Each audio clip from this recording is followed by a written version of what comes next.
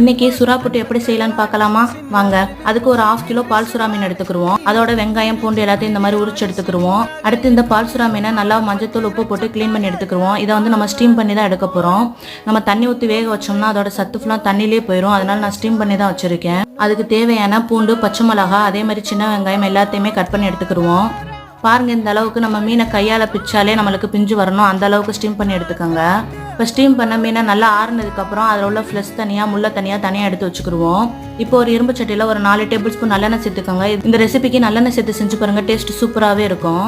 இப்போ நம்ம கட் பண்ணி வச்சிருக்கிற பூண்டு பச்சை மிளகா சின்ன வெங்காயம் கருவேப்பிலை எல்லாத்தையுமே சேர்த்து நல்லா மிக்ஸ் பண்ணி விட்டுக்கிருவோம். மீனோட ஃப்ளஷையும் அதில் சேர்த்து நல்லா மிக்ஸ் பண்ணிக்கிருவோம். இதுக்கு தேவையான உப்பு 1/2 டேபிள் ஸ்பூன் சேர்த்துக்கலாம். அதோட ஒரு 1/4 டீஸ்பூன் மஞ்சத்தூளையுமே சேர்த்து நல்லா மிக்ஸ் பண்ணி விட்டுக்கிருவோம். லாஸ்டா கொத்தமல்லி இலை அதே மாதிரி பெப்பர் தூள் சேர்த்துக்கலாம். இதுக்கு மசாலா எல்லாம் ரொம்ப தேவைப்படாது, சிம்பிள் தான். அவ்வளவுதான், நம்மளுக்கு சூப்பரான சுறா புட்டு சீக்கிரமாவே ரெடி ஆயிருச்சு.